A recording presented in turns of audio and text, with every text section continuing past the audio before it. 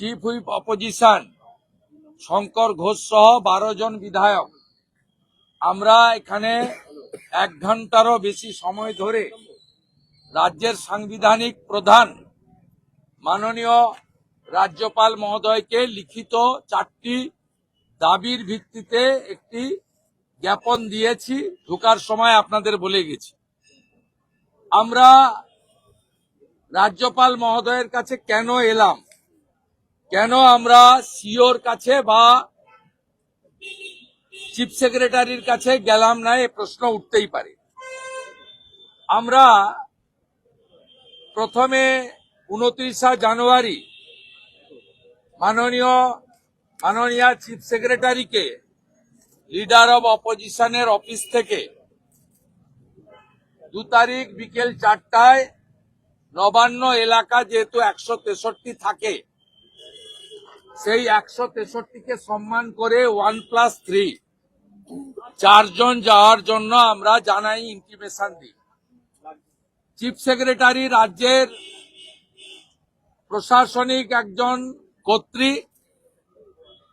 যিনি ইলেকশন কমিশনের সঙ্গে লিয়াজো শুধু নয়, ইলেকশন কমিশনের আর্টিকেল 324 থেকে 329 অনুযায়ী তার যা যা নির্দেশিকা, যা যা রিকোয়ারমেন্ট তাকে দিতে হয় বা দিতে বাধ্য হন,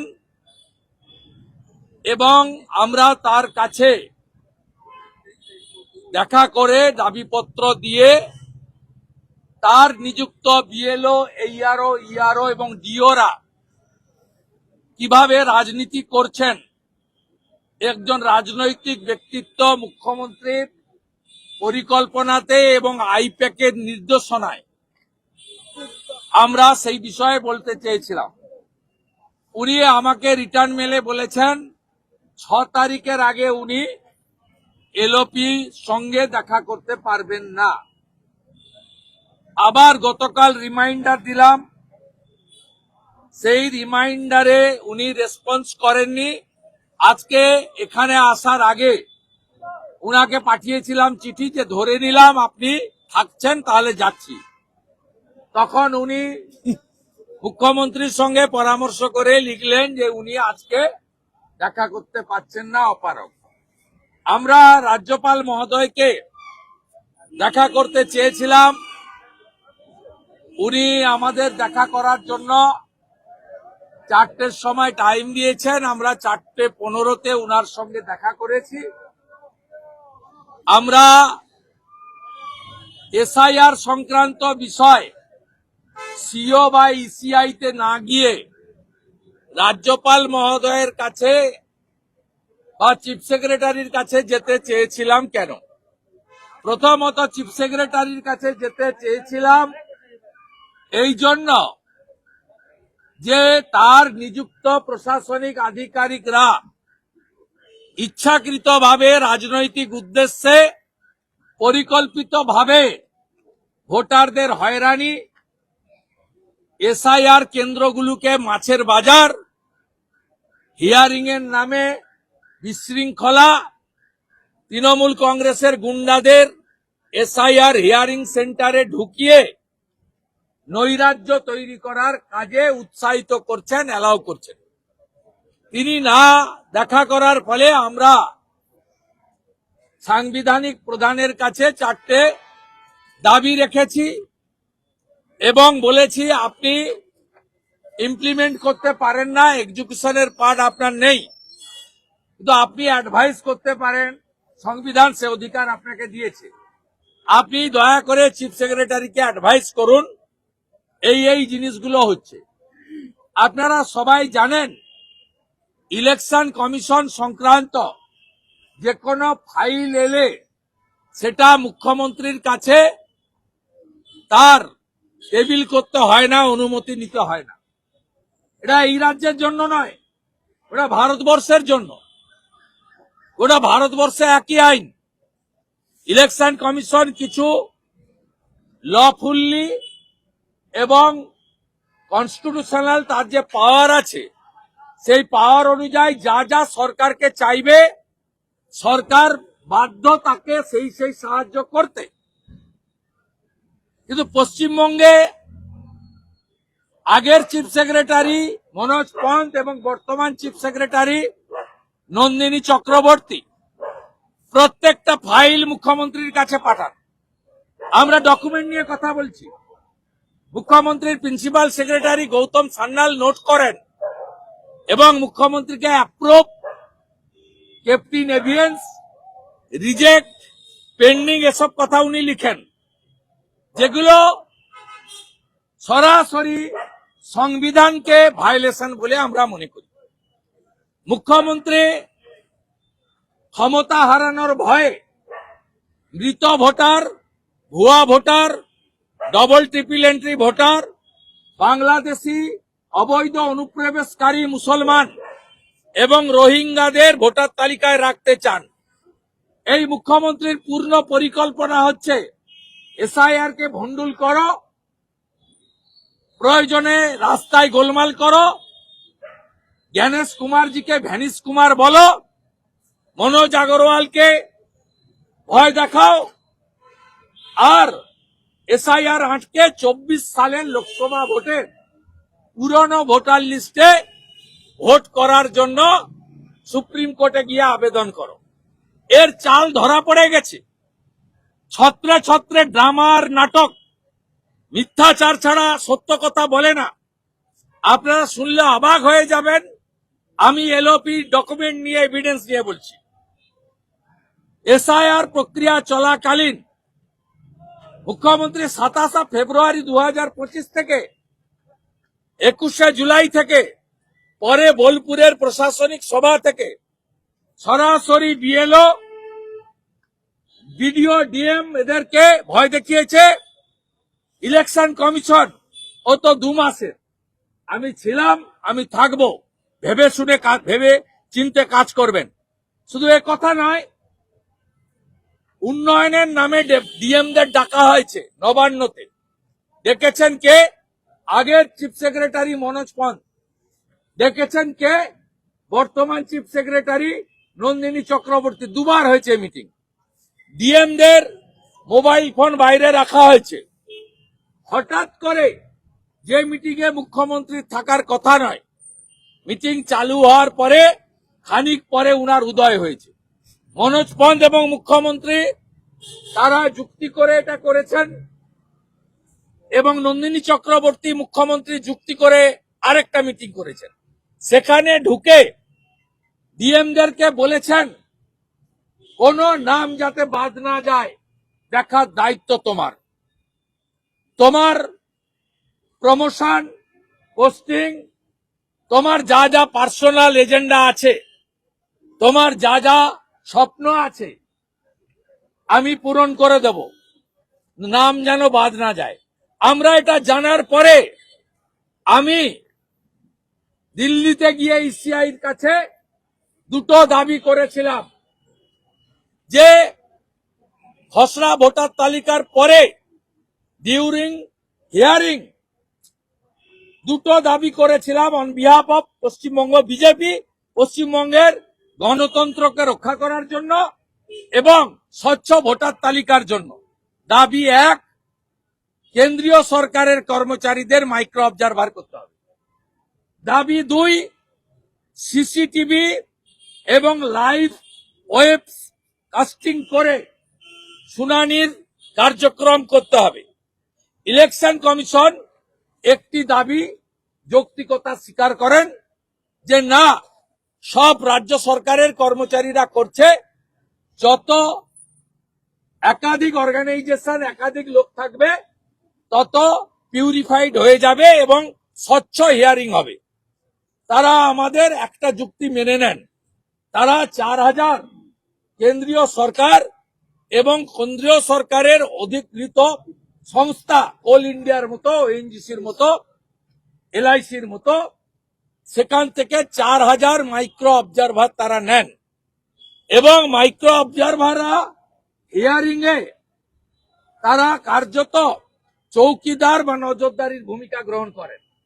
দ্বিতীয় point, web casting, live stream করে স্পেশাল স্টেট অবজারভারদের কাছে হিয়ারিং এর বিষয় তারা লিগ্যালি বা টেকনিক্যালি কেন মানেননি আমি জানি না, তা আমরা যৌক্তিগতভাবে সে দাবিও রেখেছিলাম। এই মাইক্রো অবজারভার আসার পরে মুখ্যমন্ত্রীর যে প্ল্যান ছিল সফল হয়নি। দক্ষিণ 24 পরগনা থেকে ডিএম সুমিত গুপ্তাকে তুলে এনে কলকাতা কর্পোরেশনে বসিয়ে বার্থ সার্টিফিকেট ঢালাওভাবে দিয়েছেন, গোটা রাজ্যে করেছেন, এবং কলকাতা পুলিশকে দিয়ে রাতারাতি অবৈধ বাংলাদেশি মুসলিম অনুপ্রবেশকারীদের ডোমিসাইল সার্টিফিকেটও লটকে লট হাজারে হাজারে দিয়েছেন বা দিচ্ছেন। এর জন্য কলকাতা পুলিশের 20 জন এসআই কে আলাদা দায়িত্ব দেওয়া হয়েছে, তার ডকুমেন্টও আমাদের হাতে আছে। আমরা এমসিসি চালু হলে এদের যেখানে ভোগানোর ভোগাবো। We are ready BJP. এবারে এত কিছু করার পরে এত আধুনিক সফটওয়্যার ইলেকশন কমিশন এনেছেন, তাই জ্ঞানেশ কুমারজি, মনোজ আগরজিয়াল পরে ইলেকশন কমিশনের যেটা আইটি দেখেন মাননীয় ম্যাডাম সীমা খান্না, তাকে পর্যন্ত অ্যাটাক করে একদম উইথ ফুল প্রি প্ল্যান্ড হইতে পার্সোনাল অ্যাটাক করে, যেমন আপনাদের ভয় দেখিয়ে দেয় সাংবাদিকদের, যেমন ব্যুরোক্র্যাটকে ভয় দেখিয়ে দেয়, ডাক্তার প্রফেসর ইউনিভার্সিটির ভাইস চ্যান্সেলর এমএলএদের নাম করে বলেন, এমপিদেরকে অ্যাটাক করেন, ভয় দেখিয়ে দেন। সব জানি। আমাদের বলেছিল না যে এলওপি জগন্নাথ চ্যাটার্জি এবং অমিত শাহজি রাজনাথ সিং এর কাছে যায়। আমি চ্যালেঞ্জ করেছিলাম পেন ড্রাইভ দেখাও, দেখাতে তো পারেনি। আলিপুরের কোর্টে ডিফেমেশন হয়েছে, ওখানে আপনার সঙ্গে আমাদের দেখা হবে। তাই উনি সীমা খান্নাকে পর্যন্ত অ্যাটাক করেন। এরপরে যখন মাইক্রো অবজারভাররা রেড ফ্ল্যাগ লাগাতে আরম্ভ করে, কারণ আপনারা জানেন দুটো অপশন আছে হিয়ারিং এর পরে, একটা অ্যাকসেপ্ট অবলিক রিজেক্ট, থার্ড কোনো অপশন নেই, পেন্ডিং রাখা যাবে না, এটাই ফাইনাল। এটার করতে পারেন অথরিটিকে ইআরওরা। ইআরও হচ্ছে সোল অথরিটি অ্যাজ পার দা পাবলিক রিপ্রেজেন্টেশন অ্যাক্ট, সংসদে অনুমোদিত রুল। এখানে অ্যাকসেপ্ট অবলিক রিজেক্ট আছে, ইআরওরা হচ্ছেন ফাইনাল অথরিটি। কিন্তু এমওরা মাইক্রো অবজারভাররা তারা চেক করার দায়িত্ব নেন যখন doubtful birth certificate, doubtful school certificate, নোটারির এফিডেভিট, ডোমিসাইল সার্টিফিকেট, বাংলাদেশি মুসলমান অনুপ্রবেশকারী রোহিঙ্গাদের এখানকার ভোটার করার জন্য মরিয়া প্রয়াস নেয়, তখন মাইক্রো অবজারভাররা ডাউটফুল বলে রেড ফ্ল্যাগ লাগিয়ে দেয়। তাদের সে অপশন ছিল। আপনি গত পরশুদিন মুখ্যমন্ত্রীর চিঠি দেখবেন, এটি 6ষ্ঠ চিঠি সিইসি কে। সেখানে মুখ্যমন্ত্রী এমওদের অ্যাটাক করেছেন। এমওদের অ্যাটাক করার মধ্য দিয়ে উনি মাইক্রো অবজারভাররা যে উনার অবৈধ বাংলাদেশি মুসলিম অনুপ্রবেশকারী রোহিঙ্গা জামাতিদের বাঁচানোর যে প্রয়াস, তাতে বাধা দিচ্ছেন খুব লফুল ওয়েতে, ডকুমেন্টস এর ভিত্তিতে, এআই স্ক্যানের ভিত্তিতে, সফটওয়্যারকে কাজে লাগিয়ে সেখানে মুখ্যমন্ত্রী এমওদের অ্যাটাক করেন। এবং সম্প্রতি নন্দিনী চক্রবর্তীর ডাকা গত সপ্তাহে জেলা শাসকদের মিটিংয়ে মুখ্যমন্ত্রী আবার ঢুকে একই কায়দায় জেলা শাসকদের মাধ্যমে ভয় দেখান। ফিরে গিয়ে জেলা শাসকরা এইআরও এবং ইআরওদের ওদের বেসরকারি ভাবে মিটিং ডেকে তোমাদের চোখ বন্ধ করে নাম সব তুলে দাও, এত কিছু দেখার দরকার নেই। 7টা 8টা 9টা বাচ্চা হিয়ারিং এ এসে তার বাবা তার ছেলে মেয়ের নাম বলতে পারছে না। 8টা 9টা করে বাচ্চা, সে ভুলে গেছে কার পর কোন ছেলে, কার পরে কোন মেয়ে। এরা তো আমাদের ভারতীয় নয়, পরিষ্কার বোঝা যাচ্ছে। আজকে সেই জায়গায় তখন বলে এই জেলা শাসকরা মুখ্যমন্ত্রীর কথা শুনে বলে যে তোমাদের এত দেখতে হবে না, নোটারি করে আনতে বলো। গত 3-4 দিন পশ্চিমবঙ্গের বিভিন্ন আদালতে নোটারির কাছে বিরাট লম্বা লাইন আপনারা দেখেছেন, আলিপুর কোর্টে দেখেছেন, শেষই হয় না, রাত্রি 12টা 1টা 2টো পর্যন্ত নোটারির কাছে এফিডেভিট করা হচ্ছে, ডিক্লারেশন দেওয়া হচ্ছে যে আমি সাবিনা, আমার মেয়ে সামিনা, আমি রেজ্জাক, আমার পুত্র সাজ্জাক, যে যা পারছে লিখে নিয়ে চলে আসছে। সেই লেখাগুলো এরা বলে নিয়ে নিতে, সেক্ষেত্রেও অ্যাকসেপ্ট না করার ফলে মুখ্যমন্ত্রী আজকে নাটক করার জন্য দিল্লিতে গেছেন। উনি যাতে মিথ্যাচার করতে না পারেন, ভারতীয় জনতা পার্টি সব জায়গায় আজকে বিক্ষোভ করেছে। আমরাও এখানে একই দাবি করছি। কি দাবি?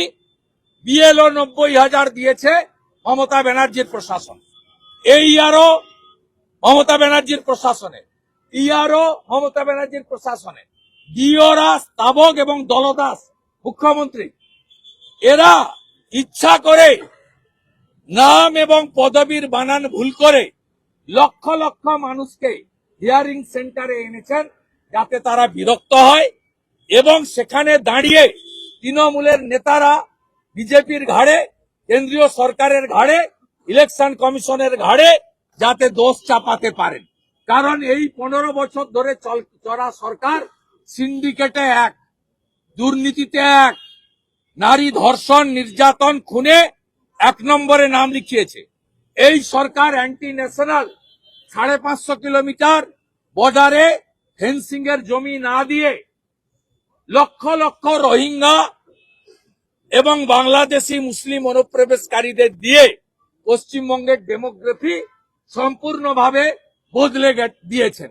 চাকরি নেই, চাকরি চুরি হচ্ছে, টাটাকে তাড়িয়েছেন, শিল্প নেই, স্কুল আছে, শিক্ষক নেই, ছাত্র নেই, সরকারি কলেজ বিশ্ববিদ্যালয় শেষ, হসপিটালে কেউ যায় না, আয়ুষ্মান ভারত চালু হয়নি, দেবদেবী আক্রান্ত, হিন্দু মন্দিরে গোমাতার মাংস ফেলে অপবিত্র করা হচ্ছে, কালী ঠাকুরকে প্রিজন ভ্যানে তোলা হচ্ছে, সরকারি কর্মচারী, পুলিশ, শিক্ষক ডিএ নেই, পে কমিশন নেই, পেনশনার্সদের ডিএ নেই, পে কমিশন নেই, কলকারখানা নেই, পুকুর বন্ধ হচ্ছে, আনন্দপুরে শিকল তুলে বা 50 জনকে পুড়িয়ে মৃত্যু, মুখ্যমন্ত্রী যাওয়ার সময় পায় না, সোনা পাপ্পুদের হাতে কলকাতা চলে গেছে।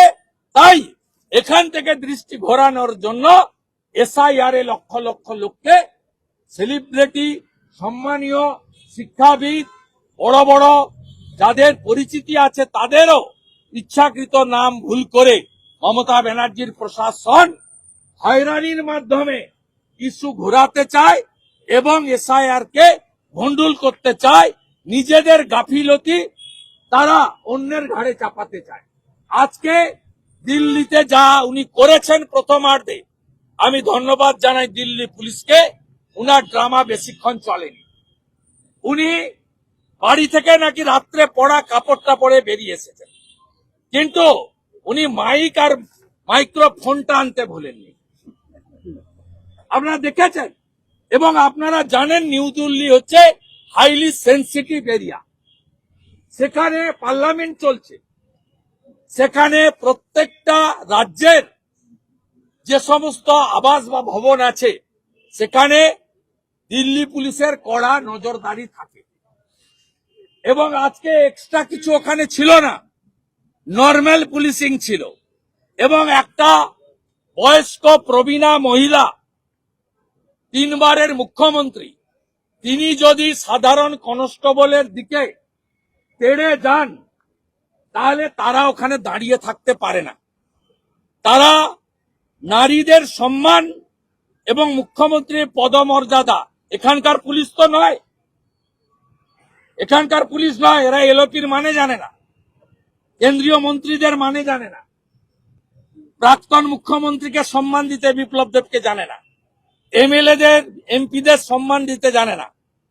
কিন্তু দিল্লির পুলিশ একজন 3 বারের মুখ্যমন্ত্রী, এবং একজন প্রবীণা মহিলা তাকে সম্মান দিয়ে সরে গেছে। আর আইপ্যাকের ড্রামা নাটকবাজ কোম্পানি তারা ছবি তুলে বলছে মুখ্যমন্ত্রীকে দেখে দিল্লি পুলিশ পালিয়ে গেছে। এটার কোনো বাস্তবতা নেই, কমপ্লিট ড্রামা। উনি যে বিএলওদের নিয়ে গেছে তারা যদি প্রকৃত এসআইআর এর জন্য তাদের মৃত্যু হয়ে থাকে, দায়ী মমতা ব্যানার্জি এবং তৃণমূল কংগ্রেস, দায়ী উদয়ন গুহদের মতো গুন্ডারা, শকত মোল্লাদের মতো গুন্ডা তৃণমূলের নেতারা, যারা প্রকাশ্যে হুমকি দিয়ে অবৈধ কাজ করতে বলেছে। তার জন্য ইলেকশন কমিশন, ভারত সরকার বা বিরোধী দল দায়ী নয়। মুখ্যমন্ত্রীর এই নাটক ড্রামাবাজির পর্দা ফাঁস করার জন্য ভারতীয় জনতা পার্টি জেলাতেও কর্মসূচি নিয়েছে, এখানেও কর্মসূচি নিয়েছে। আমরাও এর পাল্টা প্রতিবাদ এবং প্রতিরোধ গড়ে তুলব। এসআইআর নতুন নয়, এটি নবম এসআইআর। ত্রুটিমুক্ত ভোটার তালিকা হবে, তাহলেই নির্বাচন হবে। সঠিক সময়ে ভোটার তালিকা প্রকাশের দায়িত্ব ইলেকশন কমিশনের, সহযোগিতার দায়িত্ব রাজ্য সরকারের। ভারতীয় জনতা পার্টি মনে করে যে ত্রুটিমুক্ত ভোটার তালিকার মাধ্যমেই নির্বাচন হওয়া উচিত। মৃত, ভুয়া, ডবল ট্রিপল এন্ট্রি, যারা অভারতীয়, বাংলাদেশি মুসলিম অনুপ্রবেশকারী, রোহিঙ্গা, একটা নামও ভোটার তালিকায় থাকা উচিত নয়। আমরা আমাদের স্ট্যান্ডে দাঁড়িয়ে আছি, আমরা নজরদারি চালাচ্ছি। একটা বিষয় বিধানসভাতে কমিশনারকে বয়কট করছি, আমাকে অপমান করা হয়েছে, সব মৃত্যুর দায় কমিশনার এবং কোটা বাকি। সব মৃত্যুর দায় মমতা ব্যানার্জির, তার প্রশাসন। কমিশন এখানে একজন মাত্র লোককে দিয়েছে, মনোজাগরণ। বাকি কমিশনের অফিসের টাইপিস্ট থেকে দরজা খোলার লোকটাও provided by the state government, leadership by the state chief minister and administrative chief Mamata Banerjee. 90,000 BLO আপনি দিয়েছেন, এইআরও আপনি দিয়েছেন, ডিএমরা আপনার স্তাবক। আপনি ডিএমদের এসআইআর চলাকালীন দুবার মিট করেছেন, সব দায়ভার আপনার। এই দায়ভার আপনাকে নিতে হবে। আর পরিচ্ছন্ন ভোটার তালিকা ছাড়া যদি ইলেকশন হয়, সেই আমরা এটা করতে দেব না। ভোটার তালিকাকে পরিশুদ্ধ করে ইলেকশন করব। আর 5ই মে রাত্রি 12টার মধ্যে ভোট যদি না হয়, সরকার যদি না হয়, আপনার আমার কাউকে চাইতে হবে না। এই লোকভবনই হবে পশ্চিমবাংলার শাসক, রাষ্ট্রপতি শাসন চালু হবে। পরিকল্পিত নাটক, ড্রামা।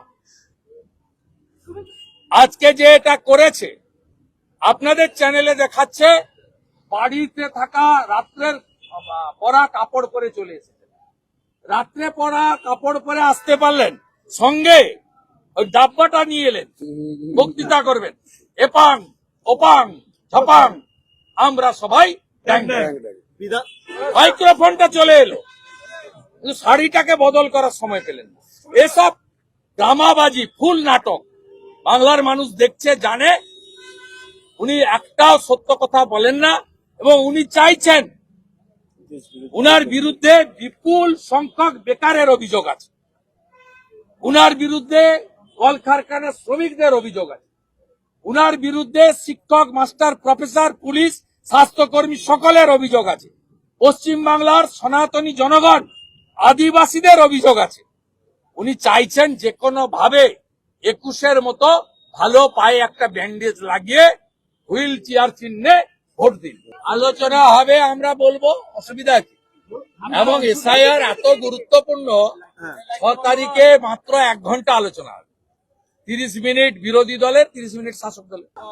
এত গুরুত্বপূর্ণ বিষয় বিধানসভাটা কি রেখেছে? বিধানসভাটা তো রাখেনি, তো দশকর্মা ভান্ডারে পরিণত। আমাদের ভিডিও ভালো লাগলে লাইক এবং শেয়ার করুন। কমেন্ট সেকশনে গিয়ে জানান আপনাদের মতামত।